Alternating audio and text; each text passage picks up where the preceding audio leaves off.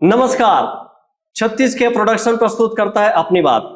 छत्तीस के talk show में आज हमारे अपनी बात में है छत्तीसगढ़ श्रम कल्याण बोर्ड के अध्यक्ष सफी अहमद, जो अपने आप में व्यक्तित्व जो है उनका बहुत ही शानदार है। आज उनसे जानते हैं उनकी अपनी बात।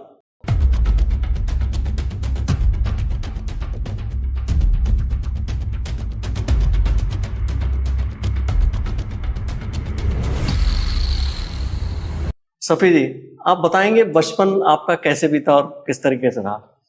सबसे पहले तो सबको प्रणाम करूंगा और साथ ही जो आपका सवाल है कि बचपन के बारे में, तो बचपन में हम लोग शासकीय स्कूल में अध्ययन प्राप्त किए।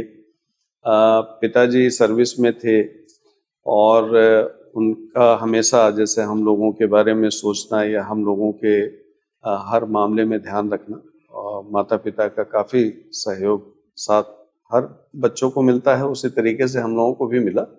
लेकिन ऐसा लगा कि किसी चीज़ की कोई कमी ना हो, इस बात का पूरा पूरा माता पिता ध्यान रखते थे। कि पारिवारिक जो पृष्ठभूमि कैसा था आपका? मेरे यहाँ कोई राजनीति में तो नहीं रहा है, लेकिन ये था कि जैसे हमारे परदादा काफ़ी गांव के जमींदार थे और उनका लोगों के बीच में काफ़ी मजबूत उपस्थिति रहा करती थी। तो और फिर दादा भी कुछ हद तक सक्रिय रहे हैं, लेकिन फादर ये था कि सर्विस में आए और सर्विस में आने के बाद उस दिशा में उनका कभी ऐसा नहीं रहा, लेकिन फिर भी एक सामाजिक कार्यों में उनकी हिस्सेदारी भी रहती थी। शिक्षा के में बताएंगे? हाँ, शिक्षा तो ये था कि लोकल ही हम लोगों का रहा है जी। हाँ, लोकल ही रहा। फादर का एक बार ट्रांसफ़र हो गया जसपुर, तो 12वीं जसपुर में ही 12वीं का बोर्ड एग्जाम मैं वहीं दिया था जी। और वहीं से पास आउट हुआ था। स्कूल लाइफ कैसे रहा आपका? मैं ये मानता हूँ कि उस समय और आज में काफ़ी अंतर है जी। कि जैसे उस समय तो ऐसा रहता था कि लोगों के बीच में बहुत हम लोग, एक साइकिल भी आपस में किसी के पास रहता था तो बहुत ज़्यादा उसका डिमांड रहता था कि मेरे पास एक फादर साइकिल लेके दे दिए थे। तो मेरे साथ मेरे जो साथी रहते थे वो जाने का उन लोगों के बीच में होड़ रहता था कि साथ में जाएंगे, और संसाधन की काफ़ी कमी हुआ करती थी उस समय, लेकिन अपनापन बहुत ज़्यादा देखने को मिलता था। और ये है कि जो स्कूल का लाइफ, कॉलेज का जो लाइफ है, वो हमेशा यादगार के रूप में रहता है। उस समय के जो साथी दोस्त हुआ करते हैं वो किसी स्वार्थ से नहीं जुड़ते, बल्कि वो एक दोस्ती, वास्तव में एक रिश्ता उनका रहता है जो आज तक है। तो स्कूल लाइफ के जो सहपाठी रहे हैं, आज भी संपर्क है? हाँ, आज भी सभी से संपर्क है। हाँ, सभी से संपर्क है। और ये रहता है कि जैसे बहुत ज़्यादा उनके साथ जैसे समय जितना अपन चाहते हैं कि बिता लें, उतना समय बिता नहीं पाते हैं, लेकिन बातचीत, कभी कोई ऐसी बात रहती है जिसमें जाना आवश्यक है तो जरूर रहते हैं साथ में, और कभी फ्री टाइम हुआ तो उन्हीं लोगों के साथ बैठना होता ही है। आप इतने शानदार, आपका जो शैली है, बोलने की शैली है, वो बहुत ही शानदार है, बहुत ही मिठास है। ये शुरू से ही है, बचपन से ही है कि कब से? ये मेरा ये मानना है कि जैसे जब हम किसी के साथ रहते हैं और काफ़ी लंबे समय तक रहते हैं तो उनसे भी बहुत कुछ सीखने को मिलता है। तो आदरणीय टी.एस. सिंहदेव जी के साथ मैं जब कॉलेज में ही था, फर्स्ट ईयर में गया था, उसके बाद छोड़ भी दिया था। तो उस समय ये हुआ कि जैसे NSUI के माध्यम से टी.एस. बाबा के साथ जुड़ा, और जुड़ने के बाद धीरे धीरे धीरे करके मैं खुद में देखने लगा कि बहुत परिवर्तन आ गया है। तो ये होता है कि बहुत अच्छी चीज़ों को भी सीखने का, उनके साथ रहने से बहुत कुछ सीखने को मिला। नहीं तो पर आप हमारे दर्शकों को बताएंगे कि विपरीत से विपरीत परिस्थितियों में, जब वो टेंशन, तनाव बहुत ज़्यादा है, तब भी आप जो आपकी जो संवाद है वो बिल्कुल सहज, बिल्कुल शांत, ऐसा कैसे कर पाते हैं? मेरा ये मानना है कि जैसे क्या होता है कि कभी भी आक्रोश को मन में नहीं हावी होने देना चाहिए, या बहुत ज़्यादा टेंशन को जैसे अपन अपने आप में हावी होने देंगे तो जरूर बहुत ज़्यादा टेंशन में रहेंगे। चूँकि जीवन है और जीवन में ये सब तो लगे रहते हैं और लगे भी रहेंगे, तो उन्हीं के बीच से गुजरते हुए आगे निकलना है। सर, राजनीति में प्रवेश कैसे हुआ और कांग्रेस में? ये कोई प्लानिंग का हिस्सा नहीं है जी। मैं जब छात्र जीवन में ही हम लोग काफी संख्या में कहीं कहीं पे बैठते थे, गपशप करते थे, बातचीत करते थे। और ये मेरे को खुद से ऐसा बोलना तो शायद अच्छा नहीं होगा, लेकिन ये था कि जैसे स्टार्टिंग से ही कभी किसी को मैं तकलीफ में देखता था तो मेरे को लगता था कि मैं इसके लिए कुछ कर दूं, ऐसा लगता था। और वो एक जो नेचर रहा है तो उसके कारण ही राजनीति में भी आने का कोई प्लान नहीं था। एक हमारे साथी हुआ करते थे, NSUI के जिला अध्यक्ष थे अनिल सिंह कर्नल जी, तो वो अभी बल्कि BOC के मेंबर भी हैं वो। तो वो मेरे को बहुत ज़्यादा राजनीति में लाने के लिए बहुत समझाइश, लगातार वो करीब करीब 4-6 महीने तक मेरे को समझाते रहे और मैं हमेशा उससे दूर भागता था। लेकिन बहुत ज़्यादा ही वो इस संबंध में प्रभावित किए मेरे को और TS बाबा साहब के पास लेके गए। और वहाँ पहली मुलाकात, ऐसे तो भाई हमारे यहाँ के राजा महाराजा हैं तो सभी जानते हैं, लेकिन मुलाकात के तौर पे उनके साथ ही गया था और पहली मुलाकात उनसे हुई थी। और फिर जब मिला तो मैं भी उन्हीं के साथ जुड़ा रह गया। और चुनाव मैदान में कौन कौन से उसके अपने लड़ चुके हैं भाई? मैं नगर निगम में चुनाव लड़ा। 1999 में पहली बार पार्षद का चुनाव हुआ, उसमें निर्विरोध निर्वाचित हुआ। निर्विरोध? हाँ, दूसरी बार जब मैं चुनाव लड़ा तो यह था कि हिंदू बाहुल्य वार्ड से चुनाव लड़ा। वहां भी मेरे को शहर में सर्वाधिक दूसरे स्थान पे मैं रहा, कि जो सर्वाधिक मतों से मेरे से ऊपर एक थे, उसके बाद मैं था। और फिर थर्ड राउंड सेकेंड बार जब चुनाव जीता तो नगर निगम में नेता प्रतिपक्ष की जिम्मेदारी दी गई। फिर थर्ड राउंड चुनाव लड़ा, वहां भी अलग वार्डों से ही लड़ता गया। तो वहां भी मैं जब चुनाव लड़ा तो उसमें भी नेता प्रतिपक्ष की जिम्मेदारी ही मिली थी। फिर चौथे राउंड चुनाव लड़ा, थर्ड राउंड चुनाव लड़ा तो सर्वाधिक मतों से जीता था अंबिकापुर नगर निगम में। और फोर्थ राउंड जब चुनाव लड़ा तो भी सर्वाधिक मतों से जीता और नेता प्रतिपक्ष नहीं, सभापति बना, सभापति। और ये पांचवी बार चुनाव लड़ा तो भी सर्वाधिक मतों से ही वहाँ के वार्ड की जो जनता है वो कम से कम ये सौभाग्य मेरे को मिला कि उनके आशीर्वाद से सर्वाधिक मतों से जीतने का एक रिकॉर्ड बना। अंबिकापुर के लिए क्या सोचते हैं आप? अंबिकापुर शहर के लिए जितना भी करूं कम है, कि वहाँ के लोगों का साथ प्यार साथ जितना मिला है वो उसकी कोई कीमत नहीं है। मतलब करोड़ों अरबों रुपए में भी वो सम्मान और वो जो रिश्ता है उसको खरीदा नहीं जा सकता। अंबिकापुर शहर के लिए हम लोग, मैं ये मानता हूँ कि अभी तक अगर एक छोटा मोटा कुछ अंश अपन भी उसमें शामिल किए होंगे विकास में तो बहुत कम है, अभी बहुत करने की जरूरत है। अभी जैसे भूपेश बघेल सरकार में आपको सबसे महत्वपूर्ण कहा जाए कि श्रम कल्याण जो मंडल है उसके अध्यक्ष का पदभार सौंपा गया है, उसके लिए क्या सोचे, किस तरीके से काम कर रहे हैं?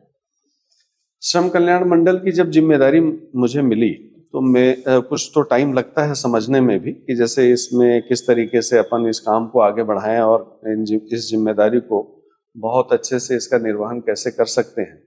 और जब मैं समीक्षा किया और पूरी बातों को समझा तो मेरे को ऐसा लगा कि जैसे श्रम कल्याण मंडल की पहुंच अभी आम नागरिकों तक नहीं है, संस्थानों तक नहीं है, श्रमिकों तक नहीं है।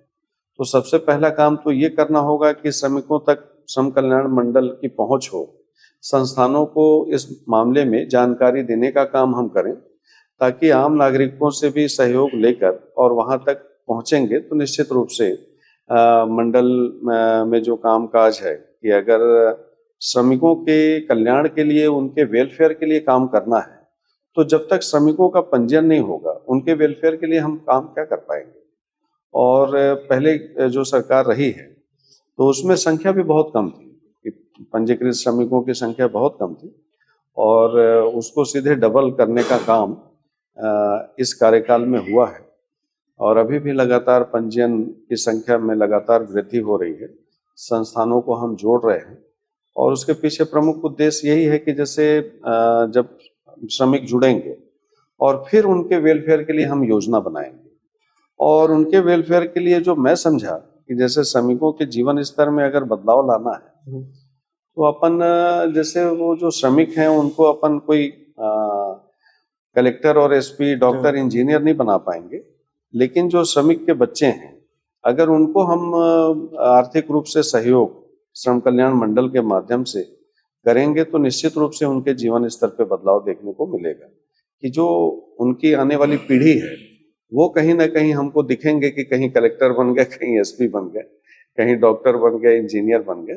तो इसलिए इसको प्राथमिकता दे रहे हैं और इसमें छात्रवृत्ति का बड़ा प्रावधान भी किया गया है और मेधावी छात्रवृत्ति योजना की शुरुआत की गई है।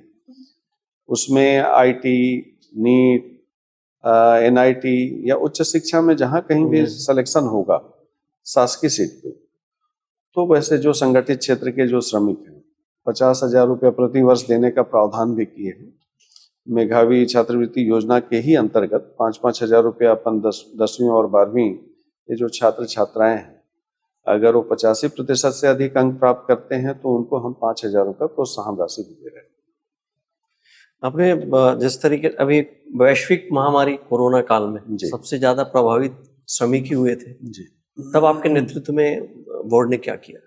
बोर्ड में 24 घंटे के लिए हेल्पलाइन नंबर भी था और जैसे पूरे जब आप देखे होंगे कि पहली बार जब लॉकडाउन हुआ पूरे देश में अफरा तफरी की स्थिति बन गई। जैसे कोई सफर में था, कोई इलाज करा रहा है, किसी के यहाँ शादी है और जो श्रमिक हैं देश भर के वो अपने घर तक पहुंचने में उनको काफी कठिनाइयों का सामना करना पड़ा। वैसी स्थिति में श्रम विभाग के द्वारा, ये कहना गलत होगा कि श्रम कल्याण मंडल, बल्कि श्रम विभाग के द्वारा माननीय मंत्री शिव डहरिया जी और के माध्यम से जो हम लोगों को दिशा निर्देश उस समय दिया गया उसके अंतर्गत श्रम कल्याण मंडल में 24 घंटे के लिए हेल्पलाइन नंबर एक उसमें श्रमिक 24 घंटे में कभी भी वो बात कर सकते थे। और ऐसी भी स्थिति आई है कि जो दूसरे स्टेट से जो श्रमिक हमारे यहाँ से गुजर के गए तो हर टाइम खाने की व्यवस्था लंगर जैसा की गई कि उनको खाने पीने में कोई कठिनाई ना हो और साथ ही जो श्रमिक बेचारे जो पैदल चल के आ रहे थे बहुत सारे श्रमिकों को चप्पल, जूता ये सब देने का भी काम हुआ जिससे कि वो अपने घर तक पहुंचने में जितना राहत हम पहुंचा सकें वो राहत देने का काम भी श्रम विभाग के माध्यम से की गई। छत्तीसगढ़ में काफी प्रभावशाली संख्या में और काफी सक्रिय हैं महिला जो श्रमिक हैं वो, खासकर भूपेश बघेल सरकार किसानों के लिए भी खेती किसानी में भी वो जो कार्य है उसमें महिला श्रमिक ज्यादा है, उनके कल्याण के लिए आपने कुछ सोचा है? हमारे यहाँ संगठित क्षेत्र के जो श्रमिक हैं जी वो हमारे दायरे में आते हैं। संगठित क्षेत्र के श्रमिक की परिभाषा यह है कि 10 या 10 से अधिक की संख्या में किसी संस्थान में काम कर रहे हैं।